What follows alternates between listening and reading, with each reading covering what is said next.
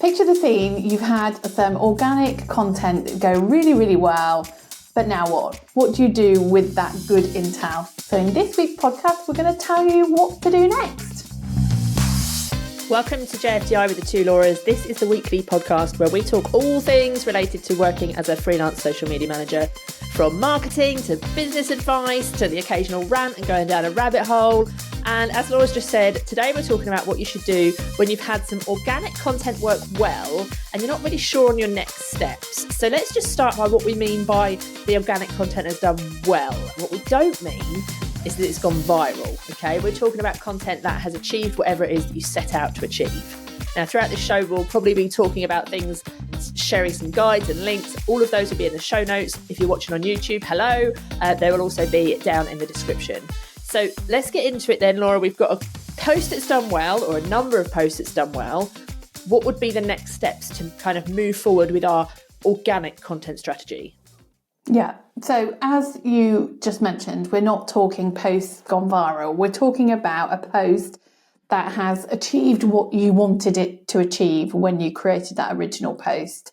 So if it was to get loads of comments, it did get loads of comments, or was it to get loads of shares? Loads doesn't have to be hundreds. It could be more than you normally get. Normally you get none. This time you got 4, you know. Yeah, we're not here to talk about the viral formula.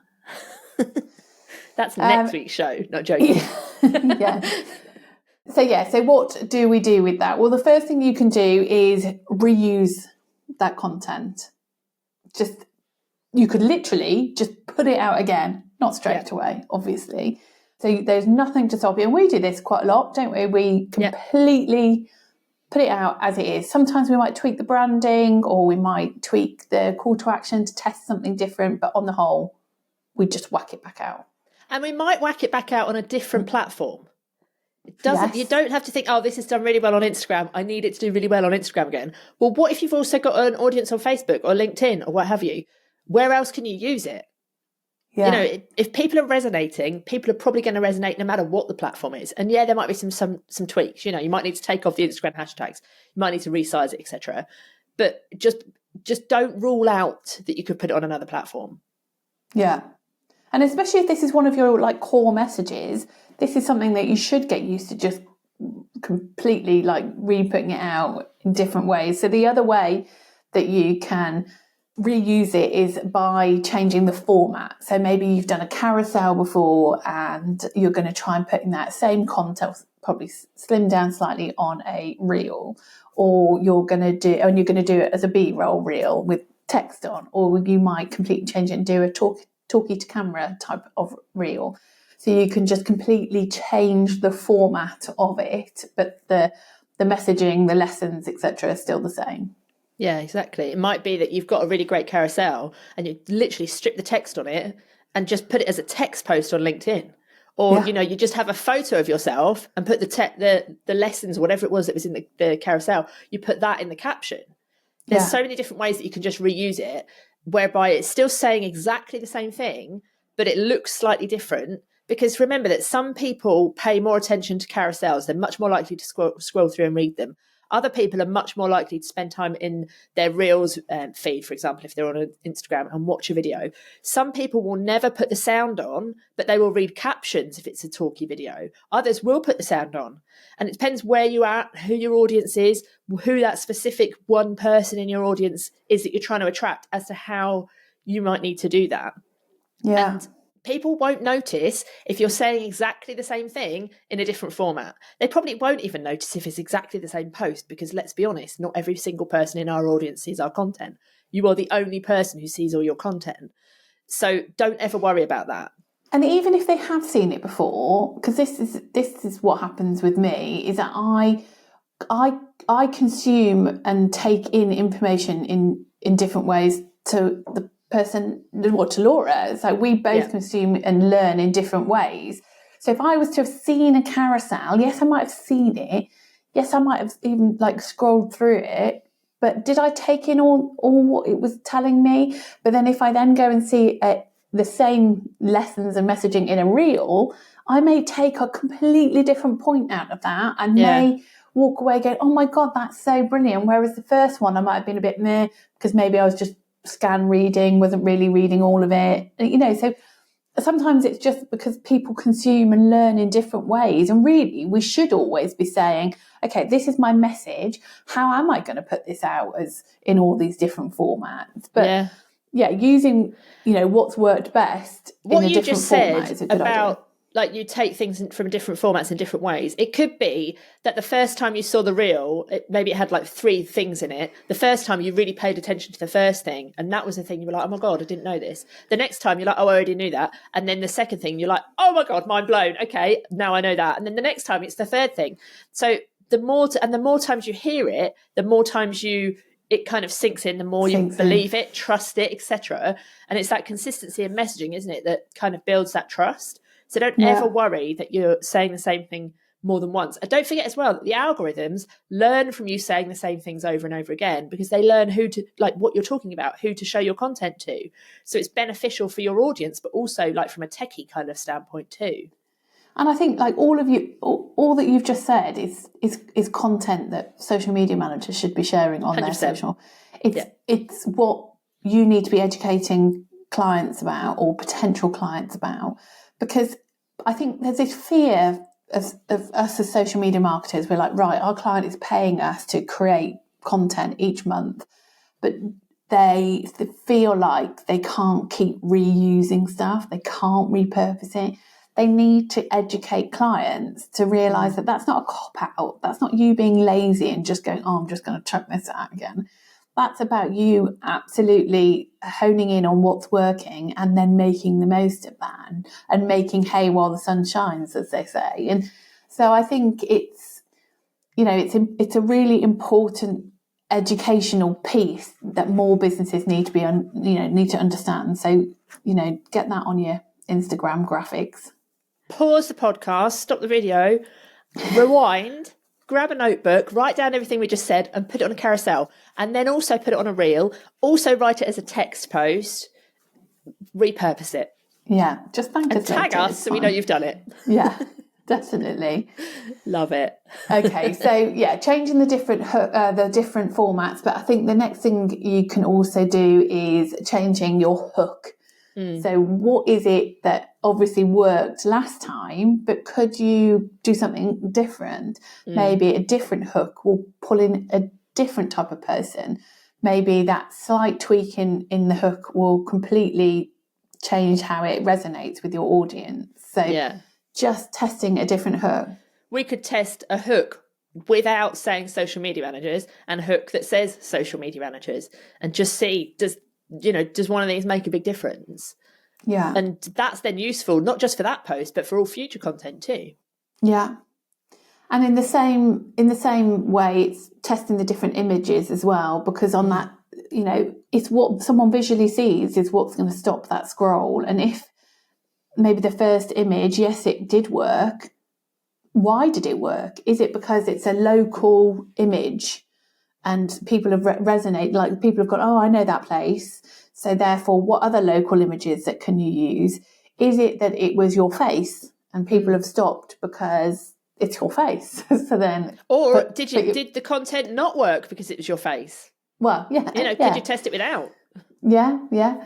And so it's just trying to learn what's worked, and then switch that up and make it either do just as well the second time or even better because you've tweaked something. And this is all like testing, isn't it? This is what we should be doing all the time. This is like our job. It's testing what works, what doesn't work. But what I would say is just a bit of a tip when you're doing all of this: don't change everything all at once. No. Because if you've got this one piece of content that's done really well and that's gone out, and you're really pleased, it's hit your kind of objective for that particular post, so then you change the format, change the hook, and change all the imagery all at one go. How are you going to know what's worked, what made it better? So like the first thing you need to do is change maybe the format. Does that do any better? The next time you go, right, I'm going to change the hook and keep it in the carousel or whatever the original format was, but just change the hook and see if that makes things better.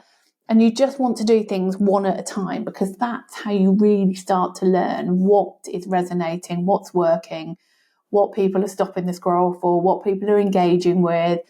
that's how we progress. That's how we learn. And that's good testing. So just, yes, do all of these things, but don't do them all in one go. Yeah. There is one caveat to that, which isn't so much about testing. It's about reusing what you already know works, and making sure that you're using that same kind of messaging, but doing it in a different way. So, for example, if you've got a piece of content that was kind of story-based, maybe, you could use the same information, but you make it as a list. So 3 reasons why blah, blah, blah. Because in the previous one, it was a story about how you did something. It could be that you've got a post that is the 5 mistakes that people always make with Reels. And then you want to use exactly the same things, but you want to spin it into a positive way. So it's like, what happens when you do these things in Reels? Or what happens when you don't do these things in Reels? So you'll kind of do it. It's the same story, the same message, but you're just telling it in different ways. Yeah. And that's also how you kind of build that trust and keep saying the same thing over and over again without people noticing. Without people kind of being like, oh, I've seen this before, kind of builds that trust. We've got a guide that will help you with this, by the way. We call it our remix guide. If you go to thetwolauras.com/remix, you can go and grab that for free. We'll make sure the link for that is in the show notes if you're listening on the podcast, or if you're on YouTube, it'll be just down below in the description. So go and grab that. That will give you loads of different ways that you can turn your content into different formats as well. So, okay, so we've done like the organic kind of version of what we'd do with that great content. What would we do next? What else might we try? I would totally use any good organic posts as an ad. I would pull 100%. them in to Ads Manager. And so I'm not boosting a post, which you could do, but let's face it, it's that boosted posts are not going to reap the same benefits as if you were to pull it in as an ad. But you never want to do that when it's an organic post that's tanked, because why put money behind something that's not working? But if it's worked organically, the chances are it's going to work as a part of a paid campaign as well. So pulling that in, especially with all that social proof, the positive comments, the engagement, will hopefully mean that you'll get good results as part of a paid ad strategy. Yeah, totally. And I think there's 2 ways that you could use that. You could use that for to reach new people, for new or cold audiences, because you know that it kind of resonates with the right people you want. But you could also use it for like a retargeting or a clickback campaign to go and get the people who've already seen it to come back, right? So there's different ways that you could use it for different things. But you could also, on that kind of note, is you could retarget the people who've engaged with that content.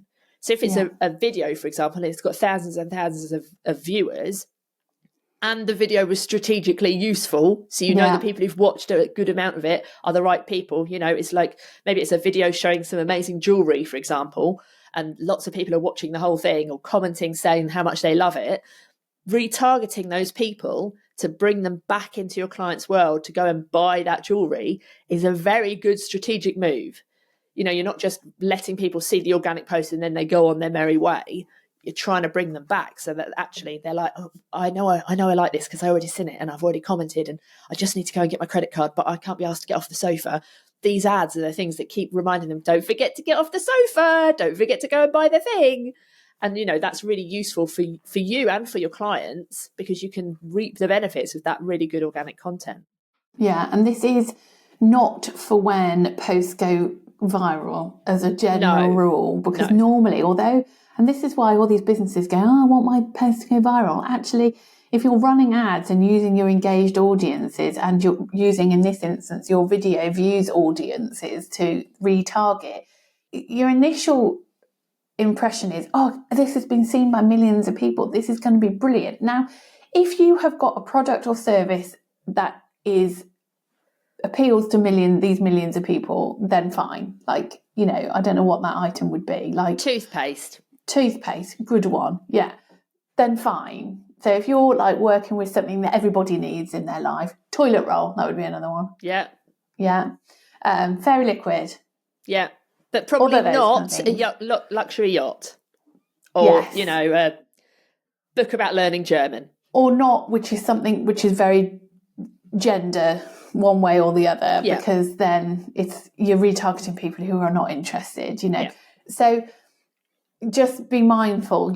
Like as Laura said, if you're retargeting people who've engaged on your videos, you want them to be strategically the right kind of people. Otherwise, you're wasting money going to people who are not in the slightest bit interested but happen to have seen a viral video on your account. So you do want to make sure that the videos that you're pulling into your retargeting have been strategically done. So like ours, if we wouldn't use something which is really broad, but we would pull in the ones that we're speaking specifically to social media managers, and we can see that it's social media managers who have been engaging, therefore that's working.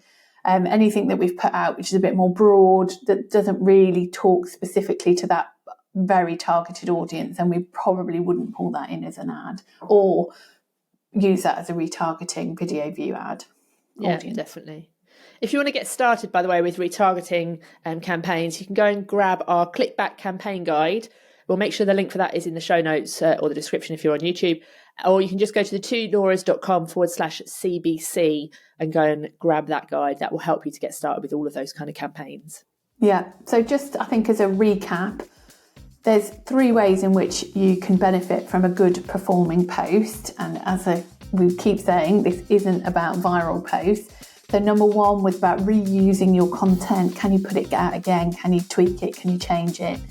Number 2, can you pull that organic post in to create an ad and use that with all that amazing social proof? And number 3, can you retarget the people who are engaging with that content in an ad campaign? So keeping your client or your business front of mind for all those people who are on the fence about buying or committing to that particular product or service. Love it. If you've got questions about any of this, leave them in the description below, or if you're listening on the podcast, come over to Instagram. We are at the 2 Lauras. Drop any questions or any thoughts about these kind of strategies into our DMs or in the comments, and we'll come back and answer them. But yeah, we'll be back same time, same place next week. That's it for us for now. Bye. Toodles.